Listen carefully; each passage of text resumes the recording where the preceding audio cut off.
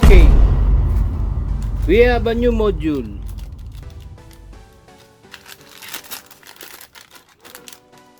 This is buzzer. It has a driver, transistor driver. Here,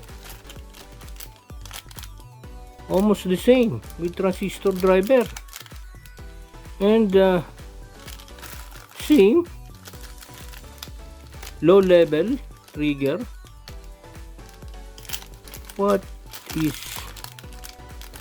is the active buzzer here? Can we know the active and the passive buzzer by just using it? Is what I think active buzzer.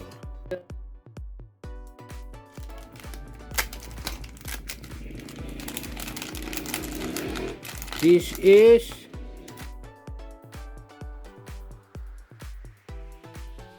so this one is the active buzzer. We have the ground IOBCC, and you can see here it is we have the buzzer here, and then the resistor, the transistor on board. So the driver here is the transistor, this one, and it is S8550.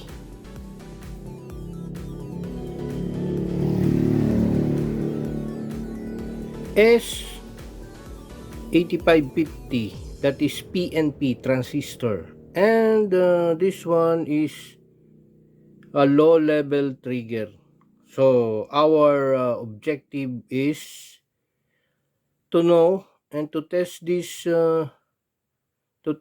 buzzer, active buzzer. Why is it a low level trigger?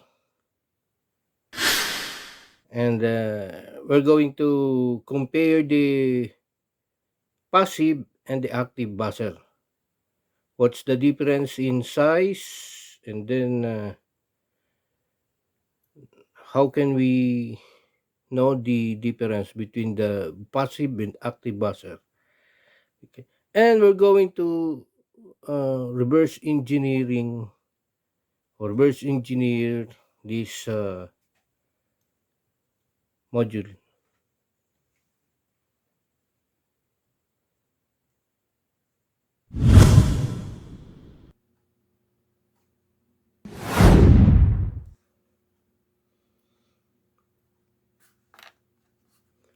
So we have two buzzers here.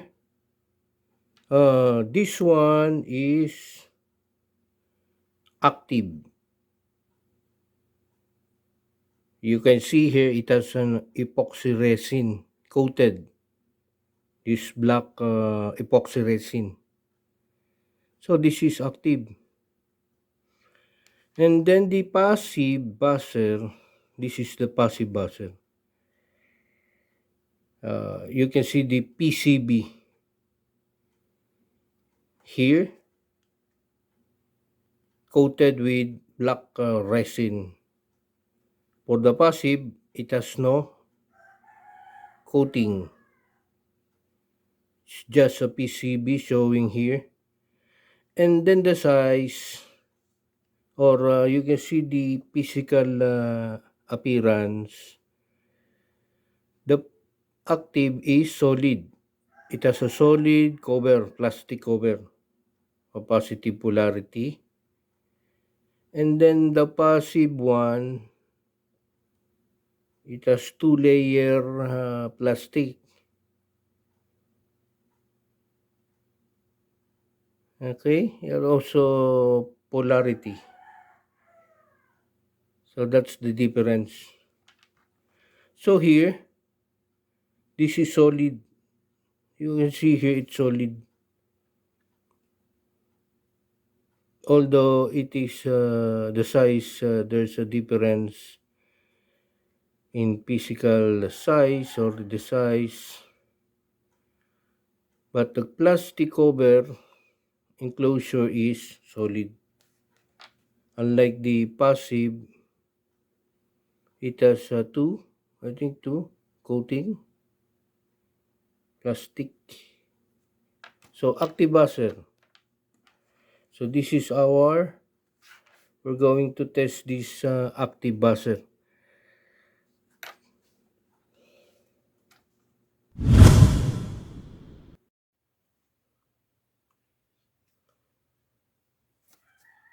We now have the actual wirings for this module. So we have the buzzer, resistor, then the transistor. Pin out, VCC, IO, input output pin, ground pin. This is active buzzer, low level trigger. So the buzzer has polarity, positive and then the negative. So on board this module, we have this transistor, collector base emitter, and it is S8550. That is PNP transistor. What is the symbol of PNP transistor? So this one is the symbol.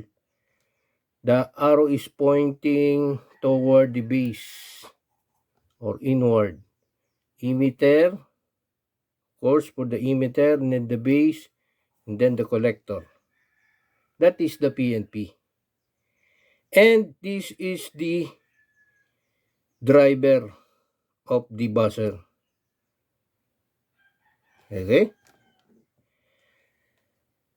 What is the supply? We're going to supply this for our testing. We're going to supply this with 5 volts.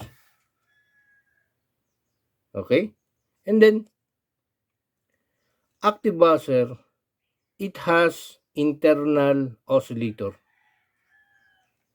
So, that's why it is called active buzzer.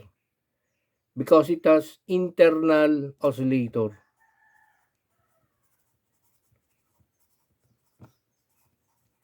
So, there is a internal circuitry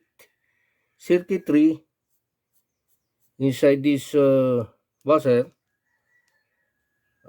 That is an oscillator that will produce the sound. So this is active. We are not required to make a PWM oscillator. There is already an oscillator circuit inside the buzzer. That is the main point. And what is the frequency?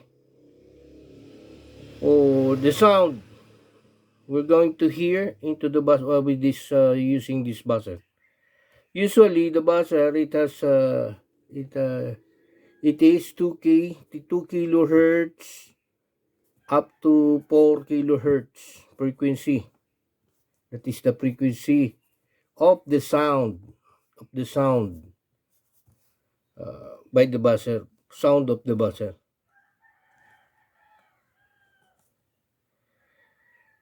So here in the module, you can see here low level trigger. What is that low level trigger? So upon reverse engineering this module, we have now this equivalent circuit, that is the schematic diagram for this module. Okay? And then in the schematic diagram, we have the PNP transistor, then the buzzer itself connected to the collector, then to the ground, negative of the buzzer. And then the emitter connected to the VCC, which is, we're going to use 5 volts. Because that is the power input. And the base connected is the 1K or 102, which is equivalent to 1K. and the other end is connected to I/O. So in our module, we have VCC, I/O, ground. Here, we have VCC, I/O, ground. Now, what is I/O? Input-output pin.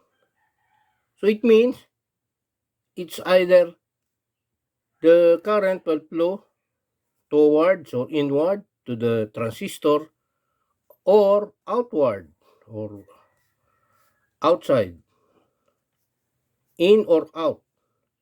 It's either this pin is input or can be used as output.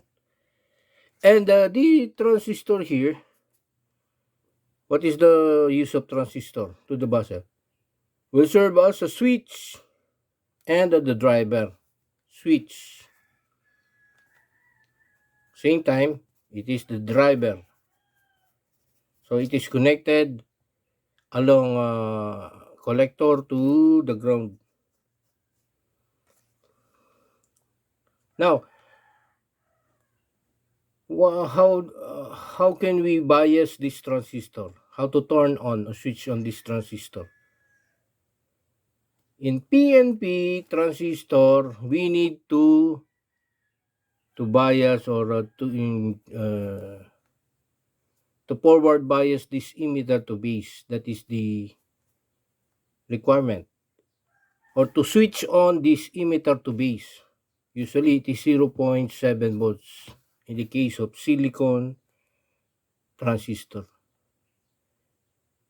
Emitter to base, you need to apply a voltage of 0.7 volts, but we have 5 volts, so it's enough to turn on this transistor. But the current flows from emitter to base to switch on this transistor so that the current, if this is already switched on, the current will now flow from emitter to the collector, then to the buzzer, then to the ground. So it will now, we can hear now the buzzer.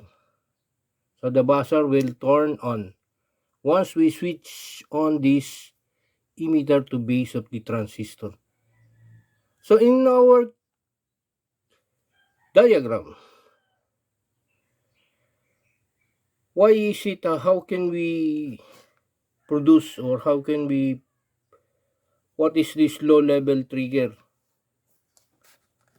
What are we going to do to achieve this low level trigger, or we can trigger this by using a low level signal?